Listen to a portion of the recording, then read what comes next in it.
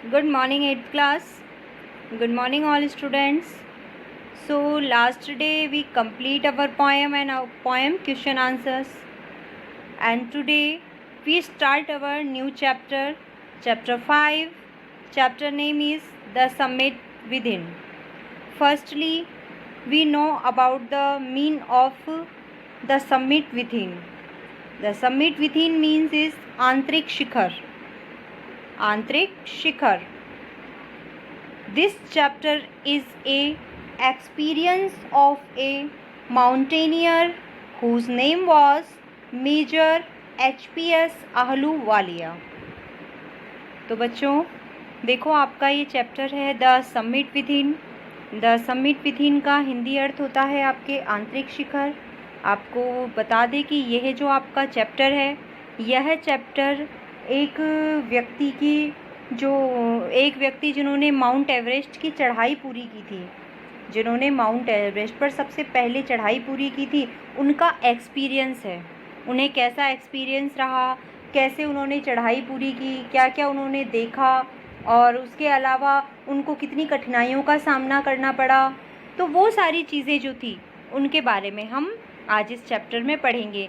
तो देखिए, जो माउंटेनियर हैं, जो सबसे पहले सफल भारतीय अभियान के माउंटेनियर सदस्य थे, उनका नाम था मेजर H.P.S. आहलूवालिया। उन्होंने ही ये चैप्टर लिखा है और उनके ही एक्सपीरियंस आपको इस चैप्टर में बताए गए हैं। तो फर्स्टली देखिए, we read before you read. Let's we start. Major H.P.S. Ahluwalia was a member of the first successful Indian expedition to Mount Everest in 1965।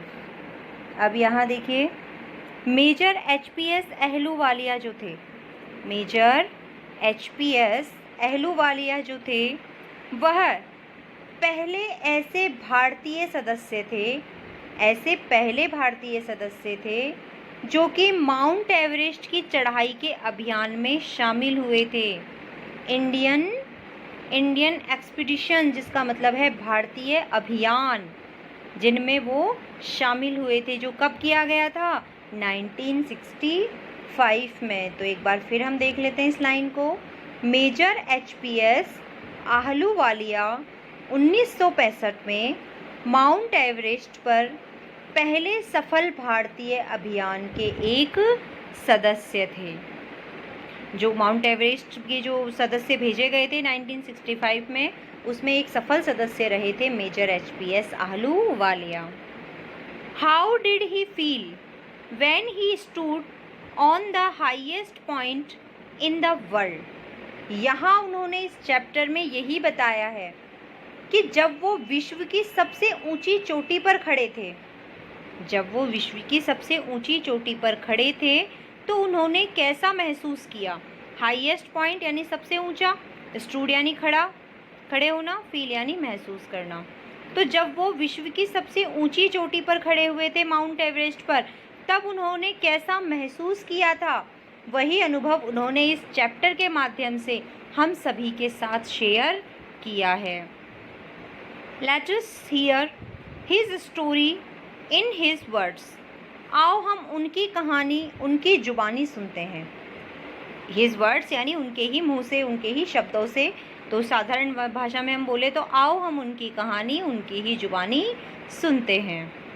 Climbing the summit and then the more difficult task of climbing the summit within। कि देखिए, हम जाने उनकी कहानी आज उनके ही शब्दों में सुनते हैं कि किस प्रकार उन्होंने समिट यानी शिखर, कि किस प्रकार उन्होंने शिखर पर चढ़ाई की और उनके लिए उस शिखर पर चढ़ाई करने का कार्य कितना अधिक कठिन कार्य था, क्या उन्होंने फील किया था। समिट यानी कि शिखर, डिफ़िकल्ट टास्क यानी कठिन कार्य, क्लाइंबिंग मीन्स चढ़ना। तो उनके लिए इस शिखर की चढ़ाई उन्होंने कैसे की, और इस शिखर की चढ़ाई के बाद भी जो उनकी आंतरिक शिखर की चढ़ाई थी, उस शिखर को पूरा करने में, उस चढ़ाई को पूरा करने में कितनी कठिनाइयाँ उन्हें आई, या क्या उन्होंने महसूस किया, क्या उनके साथ उनके एक्सपीरियंस कैसे रहे, उसी एक्सपीरियंस को आज हम इस स्टोरी के माध्यम से या उनके शब्दों के माध्यम से जो हमें चैप्टर मिला है उस चैप्टर के माध्यम से थोड़ा सा जान लेते हैं। सो सबको ये बात समझ में आ गई होगी कि this chapter is related of the experience of a mountaineer, a first mountaineer whose name was Major H.P.S. Ahluwalia. Major H.P.S. Ahluwalia was a member of the first Indian expeditions to Mount Everest in 1965. So let's we start the chapter. Of all the emotions which surged through me as I stood on the summit of Everest, looking over miles of panorama below us, the dominant one I think was humility. देखो बेटा, ये अपना जो आपका line पढ़ के बताइए, इसमें आपके फुल स्टॉप नहीं था, इसीलिए ये लाइन एक साथ जो थी वो आपकी इतनी लंबी थी, लेकिन मैं आपको एवरी वर्ड के जो है मीनिंग्स हैं वो मैं आपको बता देती हूँ। तो सबसे पहले इमोशंस का मतलब होता है भावनाएं।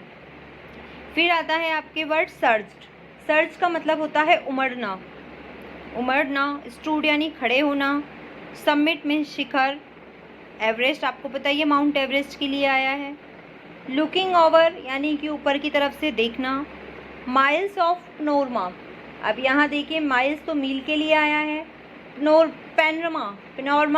पैनोरमा जो लिखा हुआ है इसका अर्थ होता है वहाँ से जो दृश्य दिख रहा था, यानी कि दृश्यावली।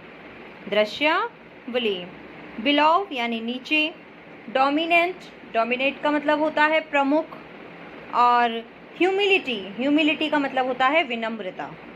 तो आपको सारे मीनिंग्स अब तक मैंने बता दिए, तो अब हम देखिए पढ़ते हैं कि यहाँ पर मेजर अहलूवालिया अपने एक्सपीरियंस को हम सभी के साथ इस चैप्टर के माध्यम से साझा करते हुए कहते हैं कि जब मैं माउंट एवरेस्ट के शिखर पर खड़ा था,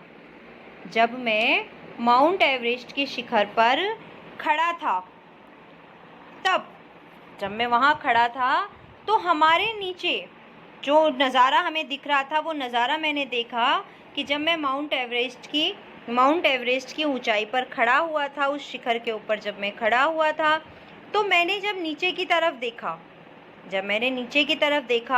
तो मैंने देखा कि हमारे नीचे कई मीलों तक जो दृश्य हमें दिखाई दे रहे थे, उन दृश्यों को देखकर मेरे मन में जितनी भी भावनाएं आ रही थी, मेरे मन में कई तरह की भावनाएं आ रही थी, उन सभी भावनाओं में से मेरे विचार में सबसे प्रमुख भावना जो मेरे ऊपर हावी थी वह थी विनम्रता। वह क्या थी? विनम्रता। एक बार और देखते हैं कि यहाँ मिस्टर अहलूवालिया कह रहे हैं कि जब मैंने माउंट एवरेस्ट की चढ़ाई की और जब मैं माउंट एवरेस्ट की शिखर पर पहुंचकर वहाँ खड़ा हुआ और खड़ा होकर जब मैं नीचे की तरफ देख रहा था तो मैं कई मील ऊपर था, तो कई मील नीचे के नज़ारे को देखकर मेरे मन में कई सारी भावनाएं आ रही थी, लेकिन सबसे प्रमुख भावना जो मेरे मन में आ रही थी वह भावना थी विनम्रता की भावना। The physical in me seemed to say thank God it's all over. अब यहाँ देखिए, फिजिकल का मतलब होता है शारीरिक, सीम्ड यानी प्रतीत होना, और थैंक का आपको पता है धन्यवाद। तो यहाँ देखिए, मेरे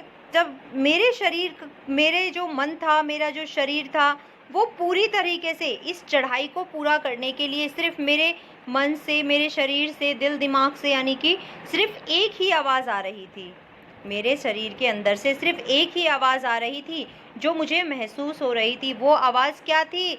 ईश्वर आपका धन्यवाद। ये सब कुछ पूरा हो गया, आखिरकार मैं जो ये चढ़ाई कर रहा था माउंट एवरेस्ट की, मैं अपने मिशन में सक्सेसफुल हुआ, मेरी ये माउंट एवरेस्ट की चढ़ाई पूरी हुई, इसीलिए हे ईश्वर आपका बहुत बहुत धन्यवाद। हाउएवर, जबकि instead of being jubilant there was a tinge of sadness. अब यहाँ देखिए, जुबिलियंट का मतलब होता है आनंदित और टिंज का मतलब होता है चिन्ह। टिंज का मतलब क्या होता है? चिन्ह। सैडनेस यानी उदासी, सैडनेस मीन्स उदासी। फिर भी मैं वहाँ पहुँच जब गया तो पहुँचकर मैं खुश तो बहुत ज़्यादा था, लेकिन खुश होने के साथ साथ आनंद को अनुभव करने की बजाय, मतलब मुझे बहुत ज़्यादा खुश होना चाहिए था, लेकिन मैं इतनी मुश्किलों से वहाँ पहुँचा था कि आनंद अनुभव करने की बजाय मेरे चेहरे पर, मेरे मन में एक उदासी का चिन्ह था। मैंने अपना मिशन सक्सेसफुल कर लिया था, मैं माउंट एवरेस्ट के शिखर पर खड़ा हुआ था और मैंने ईश्वर को धन्यवाद कहा, लेकिन फिर भी जो है बहुत ज़्यादा आनंद मुझे महसूस नहीं हो रहा था उस समय, क्योंकि मैंने बहुत कठिनाइयों का सामना किया था। और उस कठिनाई के बाद जब मैं वहाँ पहुँचा था तो देखिए मेरे अनुभव में, मेरे आनंद के अनुभव में, वहाँ उस आनंद के अनुभव के बजाय सबसे ज़्यादा जो एक चीज़ थी जिसका चिन्ह मुझे अच्छी तरह से महसूस हो रहा था, वह था उदासी का चिन्ह। वो क्या था? उदासी का चिन्ह। Was it because I had already done the ultimate in climbing and there would be nothing higher to climb and all roads hereafter would let down? सबसे पहले तो देखिए hereafter का जो मतलब होता है वो होता है आपके इस स्थान से आगे, लीड करना, ले जाना। लीड करना मीन्स ले जाना। और इसके आगे आप देख सकते हैं कि क्लाइंबिंग यानी चढ़ना, बिकॉज यानी क्योंकि, ऑलरेडी यानी पहले से ही, हायर यानी सबसे ऊंचा, आपको बता ही दिया, लीड यानी आगे ले जाना। तो अब इसके मीन्स को हम देख लेते हैं। Was it because I had already done the ultimate in climbing and there would be nothing higher to climb and all roads hereafter would lead down. कि देखिए जब मैं वहाँ ऊपर पहुँचा, मैंने ईश्वर को धन्यवाद किया, फिर भी आनंद अनुभव करने की बजाय मेरे मन में एक उदासी का चिन्ह था। क्या ये सिर्फ इसलिए था कि मैंने सबसे ऊंची चढ़ाई पूरी कर ली थी? वो उदासी क्यों थी? क्योंकि मेरे पास अब इससे ऊंची कोई जगह नहीं थी जिस पर मैं दोबारा चढ़कर अपने आप को चैलेंज कर सकता था। मैं उदास क्यों था? खुश तो मैं था क्योंकि मैंने ऊंची चढ़ाई कर ली थी, लेकिन मेरे मन में एक उदासी का चिन्ह था। वो उदासी का चिन्ह इसलिए था क्योंकि विश्व की सबसे ऊंची जो चोटी थी माउंट एवरेस्ट, उसकी चढ़ाई को मैंने पूरा कर लिया था। अब मेरे सामने ऐसा कोई और चढ़ाई नहीं थी जिसे मैं पूरा करने के लिए अपने आप को चैलेंज कर सकूं, अपने आप को चुनौती दे सकूं। इसीलिए मैं उदास था, क्योंकि मेरे लिए ये अंतिम चढ़ाई थी, इससे ऊंची तो कोई चढ़ाई बची ही नहीं थी। और क्योंकि इस माउंट एवरेस्ट से ऊपर चढ़ने के लिए तो, या इससे अधिक ऊंचा तो और कुछ था ही नहीं। इस स्थान से आगे सभी मार्ग जो थे वो सिर्फ नीचे की तरफ जा रहे थे। सारे जो रास्ते थे, ऑल रोड्स, सारे रास्ते जो थे वो सिर्फ नीचे की तरफ जाते थे। लीड डाउन, डाउन यानी नीचे, लीड यानी की तरफ आगे बढ़ना या ले जाना, कि और जितने भी रास्ते थे वह मुझे सिर्फ नीचे की तरफ ही ले जा रहे थे। ऊंचाई की तरफ बढ़ने की सबसे ऊंची मंजिल को मैं प्राप्त कर चुका था और इससे आगे मेरे पास कोई और ऐसा जो है वो मंजिल नहीं थी इससे ऊंची जहां मैं चढ़ सकता था या अपने आप को साबित कर सकता था। इसीलिए मैं जब माउंट एवरेस्ट के शिखर पर खड़ा था तो वहां खड़े होकर जब मैंने नीचे की तरफ देखा, नीचे के दृश्य को देखा, तो मेरे मन में कई प्रकार की भावनाएं उमड़ रही थी। लेकिन उन सभी भावनाओं में से सबसे ज़्यादा प्रमुख जो भावना मेरे मन में आ रही थी वह थी विनम्रता की भावना। और मेरे अंदर से मेरा जो जब मैंने उस चढ़ाई को पूरा कर लिया तो मेरे अंतर्मन से एक आवाज़ आती है और उस अंतर्मन की आवाज़ से सिर्फ एक ही शब्द निकलता है कि हे ईश्वर, आपका धन्यवाद कि आज मेरा मिशन पूरा हो गया है। हे ईश्वर, आपका धन्यवाद क्योंकि आपके आशीर्वाद से मेरा ये मिशन पूरा हो गया है। अब ये मिशन पूरा करने के बाद भी आनंदित होने के बजाय, खुश तो सभी होते हैं क्योंकि उन्होंने अपना लक्ष्य पूरा कर लिया था, लेकिन वो कह रहे हैं कि आनंदित होने की बजाय मन के एक कोने में एक उदासी का चिन्ह जरूर था। मैं खुश तो था लेकिन मेरे मन में एक कोने में एक उदासी का चिन्ह जरूर था।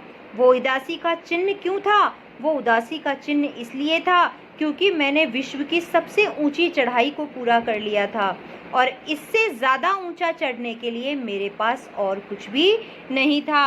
अब मैं जिन भी रास्तों पर जाता या मैं अब जिन भी रास्तों पर चलूँगा वो सब रास्ते मुझे इस ऊंचाई से नीचे की तरफ ही लेकर जाएंगे। ये सभी रास्ते जो हैं मुझे इस ऊंचाई से नीचे की तरफ ही लेकर जाने वाले थे, क्योंकि मैंने विश्व की सबसे ऊंची चोटी को फतेह कर लिया था, उसकी चढ़ाई को पूरा कर लिया था। तो बेटा हम आज के लिए इतना ही पढ़ेंगे। होप दैट आपको हर मीनिंग्स आपको बता दी गई हैं, आपको जितना पढ़ाया है उतना समझ में आया होगा। आप सारे जो हार्ड वर्ड्स आपको बताए जा रहे हैं इन्हें आप अपनी कॉपी में कर लेना और साथ में लर्न भी कर लेना। ठीक है।